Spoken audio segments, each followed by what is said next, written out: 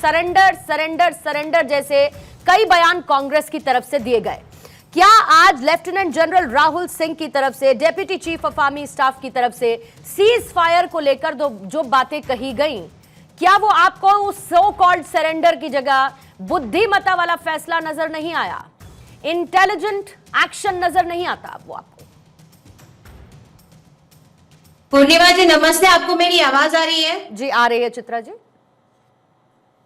पूर्णिमा जी, जिस तरीके का नैरेटिव या जिस तरीके की शब्दावली आपने इस्तेमाल करने की कोशिश करी है, वो मुझे ऐसा लगता है कि कहीं ना कहीं हमारे देश के साथ एक बहुत ही बड़ा अन्याय होगा अगर हम आज भी हमारे जो सेना के इतने बड़े बड़े जनरल्स हैं और जो विशेषज्ञ हैं, उनकी जो डायरेक्शन वो जो दे रहे हैं देश को, वो हमारा जो देश की सरकार है, जो राजनीतिक पार्टियां हैं, वो अगर उसे नहीं समझ पाएंगी तो ये बहुत बड़ा अन्याय होगा हमारे देश के साथ। मैं आपको बताना चाहूंगी कि आज की तारीख में जो लेफ्टिनेंट जनरल राहुल जी ने कहा है, नेता प्रतिपक्ष राहुल गांधी जी ने वो बहुत साल पहले ही सदन के अंदर बता दिया था कि इस देश की और इस सरकार की जो सबसे बड़ी खामी है वो ये थी कि उन्होंने पाकिस्तान और चाइना को एकजुट कर दिया है और ये सबसे बड़ा crime against the citizens of India है।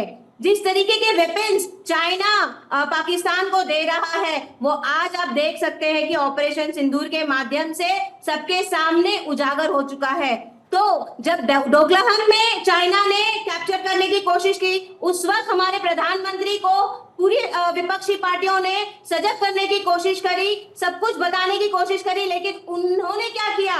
उन्होंने तो आगे से कह दिया कि नहीं नहीं, बॉर्डर पे ना कोई घुसा है ना कोई घुस आएगा, सब चंगासी। तो ये जो इग्नोरेंस की जो बात है ना, वो आज के दौर में उसका आउटकम आपको देखने के मिल रहा है। और इसका भुगतान कौन कर रहा है? इसका भुगतान हमारे देश और देश के नागरिक कर रहे हैं। तो मुझे ऐसा लगता है कि आज भी हमारी जो सरकार है उसे सजग होना चाहिए और उसे इस बात पे काम करना चाहिए कि जो मिस्टेक्स डिप्लोमेसी और फॉरेन पॉलिसी के तहत पहले हो चुकी है, वो मिस्टेक्स वो कैसे सुधारे।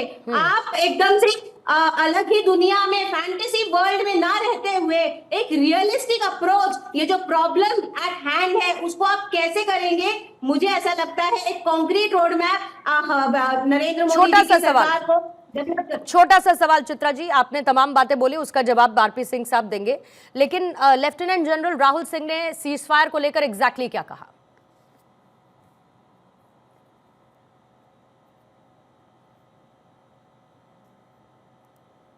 चित्रा जी आवाज आ रही है आपको मेरी? हाँ हाँ। सीज फायर को लेकर एग्जैक्टली क्या कहा? यह सीज फायर क्यों जरूरी था, क्या कहा उसको लेकर राहुल सिंह ने? देखिए, मैं आपको जैसा पहले भी बोल चुकी हूँ कि सीज फायर को लेके तो हमारे नरेंद्र मोदी जी के, मैंने आपसे पूछा लेफ्टिनेंट जनरल राहुल सिंह ने आज सीज फायर क्यों जरूरी था, ये क्या कहा इसको लेकर? एग्जैक्टली क्या कहा ये बताइए। अपना एक नैरेटिव है। चित्रा जी क्या कहा उन्होंने? चित्रा जी बहुत छोटा सवाल है और उसका सीधा जवाब हो सकता है। चित्रा जी बहुत छोटा सा सवाल है और उसका बहुत सीधा जवाब हो सकता है। चित्रा जी, लेकिन चित्रा जी, सीज फायर क्यों जरूरी था उसको लेकर राहुल सिंह ने एग्जैक्टली क्या कहा आज?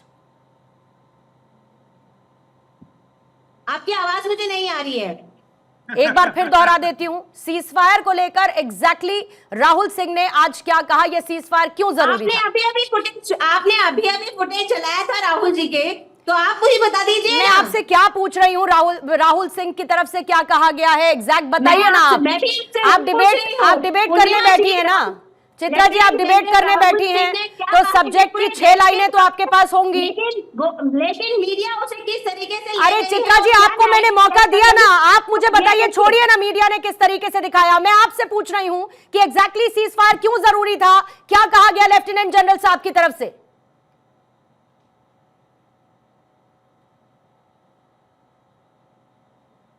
हेलो, आपकी वॉइस ब्रेक होके आई मेरे पास, तो मुझे पूरा स्टेटमेंट आपका सुनाई नहीं दिया।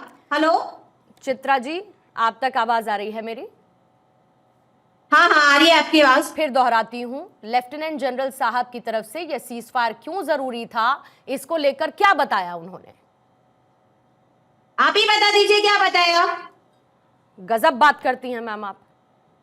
अरे भाई नैरेटिव आप सेट कर रहे हैं। जब अरे हम मैं यथार्थ नैरेटिव की करते बात ही हैं, नहीं तो कर रही, मैं फैक्ट की बात कर रही हूँ। उन्होंने क्या कोट किया ये बताइए ना मुझे। आप जो सवाल कर आप रही हैं, सेंटेंस सुनकर नहीं आई, आप स्टेटमेंट सुनकर नहीं आई, और आप 1 घंटे की डिबेट में चर्चा करने के लिए कांग्रेस का पक्ष रखने के लिए बैठी हैं और मुझसे कहती है कि मैं बता दूं।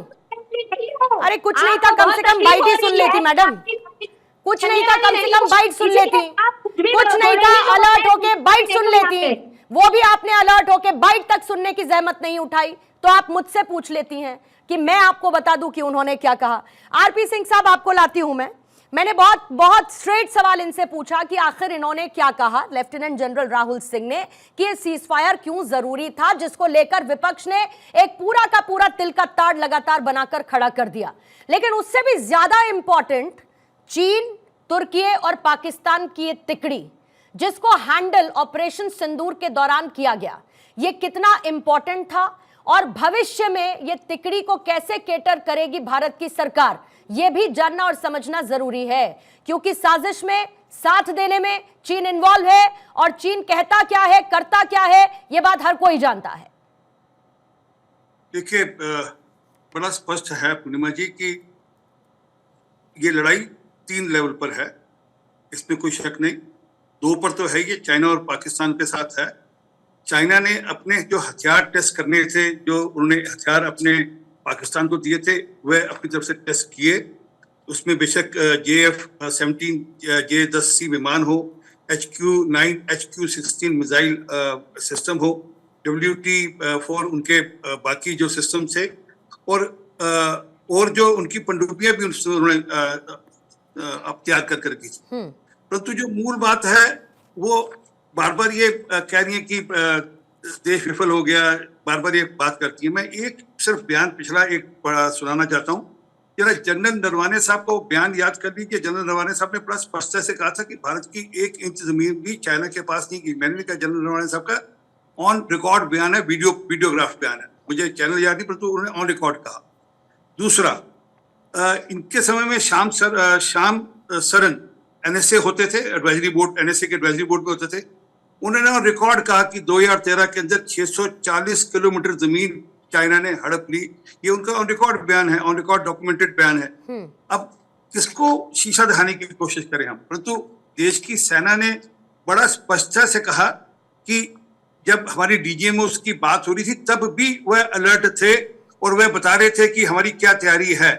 मतलब चाइना उनको तब भी फीडबैक दे रहा था कि हमारी अगली तैयारी क्या है, वो वेक्टर कैसे तैयार करें, हम लोग क्या तैयारी करें, उसके बारे में भी वो उनको जानकारी थी। तो ये युद्ध पाकिस्तान नहीं लड़ रहा था, ये युद्ध चाइना लड़ रहा था। और जहां तक बात ये कह रही है कि चाइना के साथ हमारे संबंध कैसे हैं और ये दोनों इकट्ठे हो गए, जरा याद करिए, एंथनी साहब देश के रक्षा मंत्री थे। उनसे पूछा गया 2014 मार्च के अंदर पार्लियामेंट के अंदर कि आपने चाइना बॉर्डर पर तैयारी क्यों नहीं करी। बोले, हम चाइना बॉर्डर पर तैयारी नहीं करेंगे। क्यों? क्योंकि चाइना बॉर्डर पर अगर हम तैयारी करेंगे, इंफ्रास्ट्रक्चर खड़ा करेंगे, तो कल चाइना वो इंफ्रास्ट्रक्चर यूज कर लेगा हमारा। मतलब ये मानसिकता और ये स्थिति रहती थी इनकी। तो मुझे बहुत समझाना नहीं इनको, परंतु देश भी जानता है कि जब 26/11 हुआ, उसके बाद फली होमी मेजर साहब को, मैं एक सेकंड दे दूं, 1 सेकंड। फली होमी मेजर साहब ने रिक्वेस्ट करी थी, कहा था कि हमें छूट दीजिए, तो कहा था नहीं, हमला नहीं करना, पाकिस्तान भी बेचारा आतंक से प्रताड़ित देश है। और उसके बाद फिर बलूचिस्तान के बारे में क्या कहा था शर्म शेख में जाकर, वो भी सबको जानकारी है।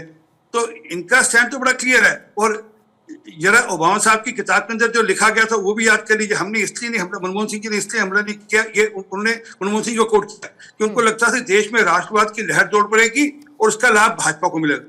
अरे आप राजनीति, हम तो पार्टीबाजी कर रहे हैं देश की सुरक्षा के मामले में। तो स्पष्ट है, एक बहुत डिफरेंस है।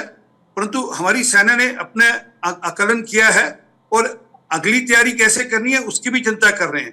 क्योंकि जो जिस प्रकार से हमला ड्रोन के माध्यम से, टर्की के ड्रोन के माध्यम से, इवन चाइना के ड्रोन के माध्यम से, जिस प्रकार का हमला उनके हवाई जहाजों के माध्यम से हुआ, और जिस प्रकार से उसको हमले को हमने यहाँ पर बिल्कुल हमने उसको होने नहीं दिया और उसको हमने बिल्कुल रास्ते में ही रोक लिया, हमारी सेना ने उसको रास्ते में रोक लिया।